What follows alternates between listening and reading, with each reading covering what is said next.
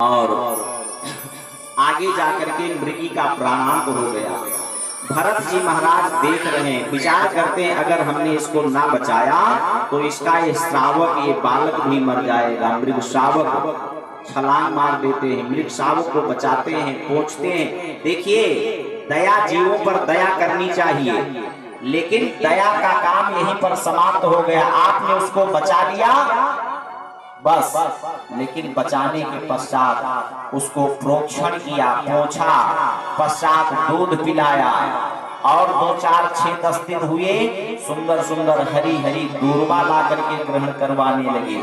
अब विचार करें, जितना समय उनका भजन में लगता था, भजन का समय आधा हो गया।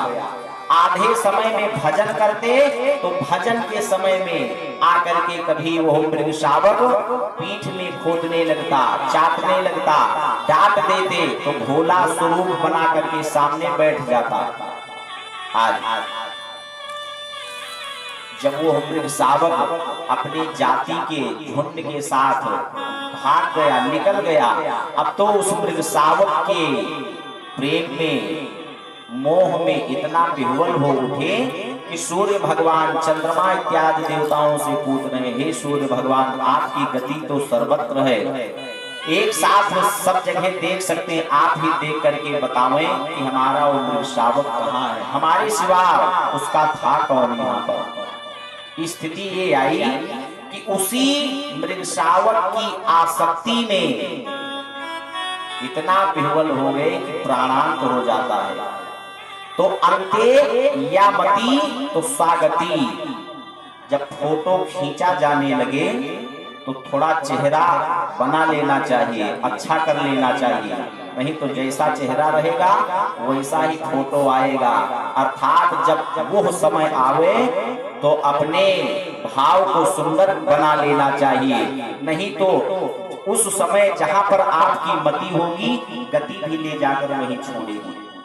अगर अपने घर के कुत्ते में मरते समय आपका ध्यान रहा तो भैया सिद्ध है कि अगला जन्म आपका कुत्ते का ही होगा। भगवान का चिंतन करोगे तो भगवान को प्राप्त हो जाओगे, परिवार का चिंतन करोगे तो एक ना एक दिन परिवार में ही आपका अवतार होगा। तो इसलिए आज उस मृग श्रावक के चिंतन करते करते प्राणांत हुआ, अगला जन्म मृग का हुआ, लेकिन ध्यान बना है, ज्ञान बना है, और ये भी विचार करते हैं इस योनि के द्वारा उस परब्रह्म परमात्मा को प्राप्त नहीं किया जा सकता। आज जब मृग के रूप से अपना शरीर छोड़ा तो दूसरा जन्म हुआ एक ब्राह्मण कुल में, और ब्राह्मण कुल में जन्म हुआ, लेकिन विचार कर रहे हैं कि अब की तीसरी बार अवसर भगवान ने हमको प्रदान किया है, अब की बार चूके तो हमसे गया गुजरा और कौन हो सकता है। पिताश्री ने नामकरण करवाया भरत, और यज्ञोपवीत संस्कार करवाया, कान में गायत्री मंत्र प्रदान किया, लेकिन जब कहते हैं कि बोलो कुछ तो आज भरत जी बोल ही नहीं रहे। कह दिया कि ये तो जड़ हो गया, नाम ही पड़ गया जड़ भरत। आज देखिए समास विधि से कथा कहेंगे तभी संभव है कि 10 बजे तक भगवान श्री कृष्ण के जन्मोत्सव तक पहुंच जाए। तो भैया आज जड़ भरत जी के द्वारा जो सिंधु सौवीर देश के राजा हैं महाराज रहुगण को ऐसा उपदेश प्रदान किया कि महाराज रहुगण का उद्धार हो जाता है और भरत जी का भी उस योनि से उद्धार होता है।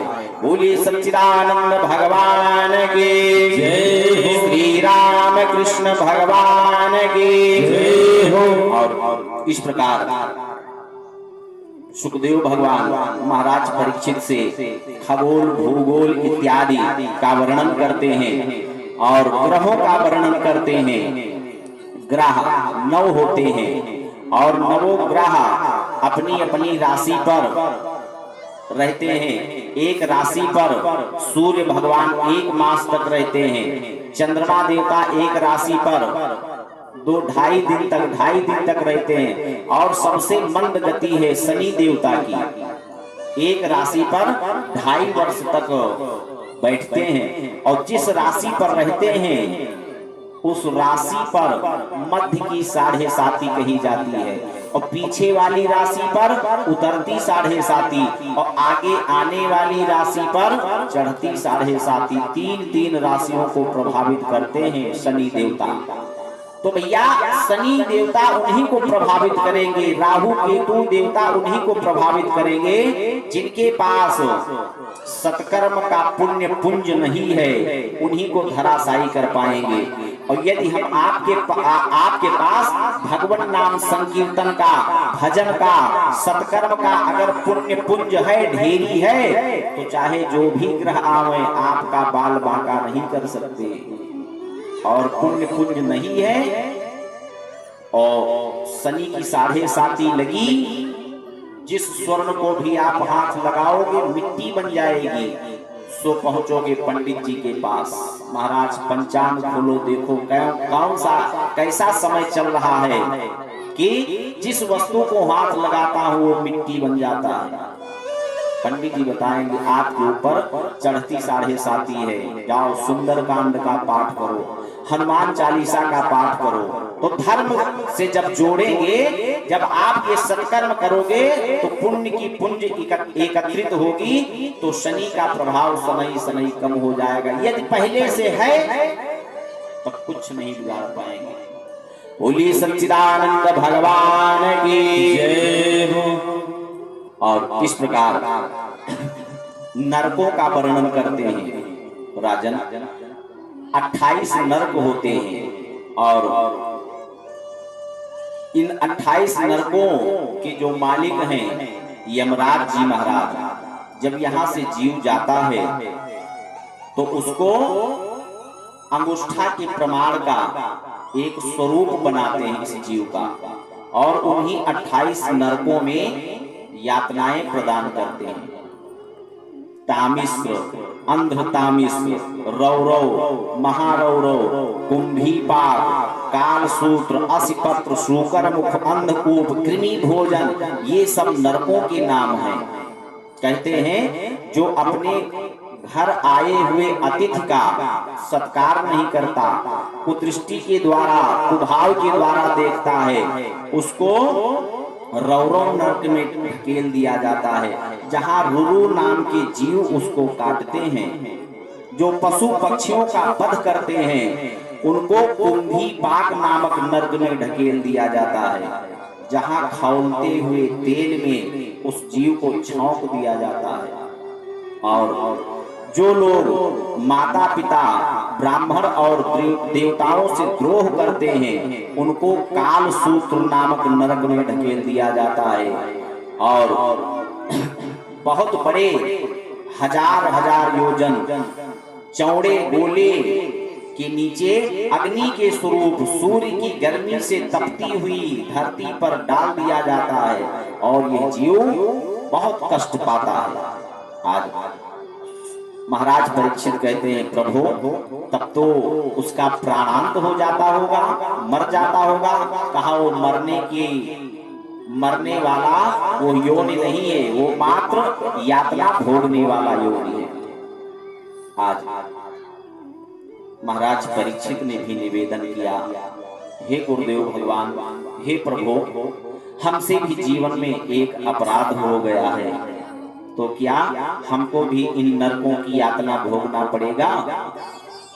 सुखदेव भगवान ने कहा राजन, आवश्यक नहीं कि इन यातनाओं को आपको भी भोगना पड़े। महाराज कैसे?